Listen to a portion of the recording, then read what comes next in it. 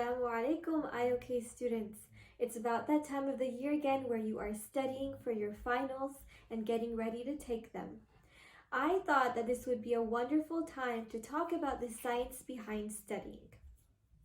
You could use these tips as a way to make sure that you are on your A game and you get a wonderful score that I know you have the potential to get, inshallah. By the way, if you are one of my science students, this is an extra credit opportunity for you. So at the end of this video, I will ask you a question, and if you get that question correct, I add 3 extra credit points to your final exam score. So stay tuned for the entirety of this video. Let's get started. So tip number 1, I want to talk about the types of food that you should eat around final season. My life scientists and my biologists, this year you guys learned about 4 different types of biomolecules. You learned about carbohydrates, lipids, proteins, and nucleic acids. This diagram over here very nicely explains how these biomolecules affect your body. So the x-axis shows you the time, and the y-axis shows you the energy that it gives your body. As you can see over here, the proteins and the complex carbohydrates give you a good amount of energy for a good period of time. The fats give you a good amount of energy for even a longer period of time. The simple carbohydrates, however, work a little differently. So as you can see, if you eat a simple carb, it gives you a lot of energy very quickly. However, it also gives you a huge drop in energy very suddenly. So if you've ever experienced that food coma or that grogginess after eating a lot of unhealthy food, you've basically experienced this sudden drop in energy that simple carbs give you. And I can tell you, and I'm sure you agree, that it doesn't feel very good. So how does this relate to what you want to eat around final season? Basically, you want to have a balanced meal with a good source of protein inside of it, some complex carbohydrates, and some healthy fats. And that is an example of a balanced meal. Now, how do you know if something is a simple carbohydrate or a complex carbohydrate? Now, this is where biologist Sami Al-Qabbani in 9th grade comes in to help us out. So Sami is going to do an experiment on wheat bread and candy, and he's going to use this chemical called iodine. Now, in the presence of a complex carbohydrate, iodine turns black. But in the presence of a simple carbohydrate, iodine turns yellowish orange. So let's check it out.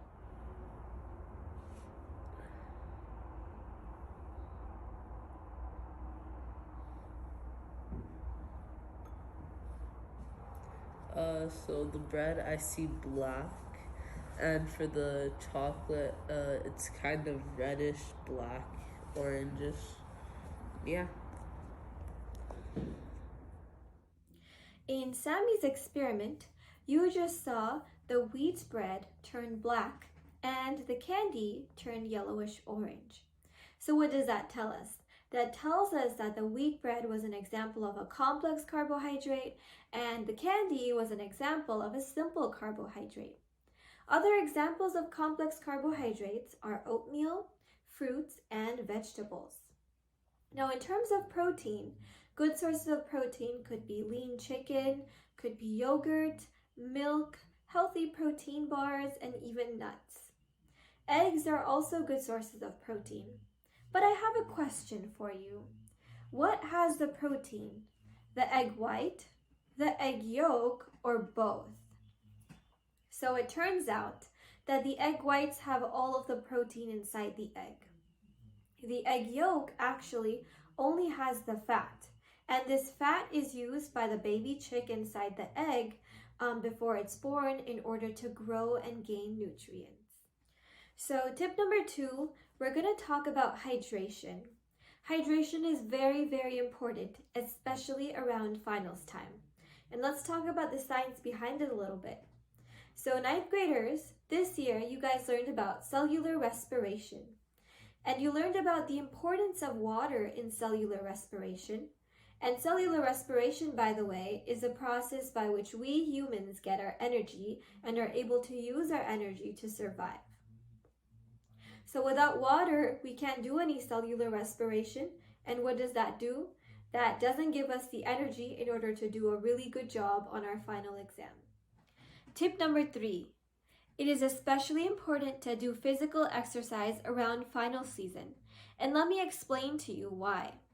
So even though there's a lot of studying going around in final season, it's really important to kind of keep on moving around.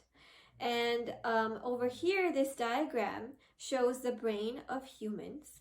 If something is colored, that means that that part of the brain is activated. In terms of activated, I mean that it's turned on and working.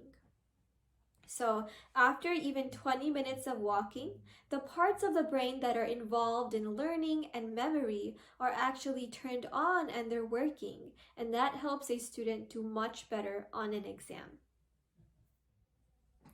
The last tip, tip number 4, that I'm going to leave you with, involves stress. So it turns out that a little bit stress is actually good because it makes your brain work harder and you do a better job on an exam. But too much stress and too little stress is not good. It negatively affects your exam score. So I know that you all have been working very hard this semester. You've been trying your best. So all you have to do is not stress. Just take a deep breath in and out, say the basmalah, and leave the rest to Allah subhanahu wa ta'ala. I know that you all will do a wonderful job, inshallah. Okay, so that marks the end of this video. I hope you enjoyed it and I hope you learned something new about how your body works, inshallah. Good luck on your finals. I wish you all the best. Have a wonderful and safe rest of the year. I hope to see you all soon in person, inshallah, when it's safe. And before you leave, make sure to subscribe to our wonderful Students Leadership channel. They work very hard to make sure that we are all informed on what's happening at IOK. So that's it for now. Assalamu alaikum wa rahmatullahi wa barakatuhu.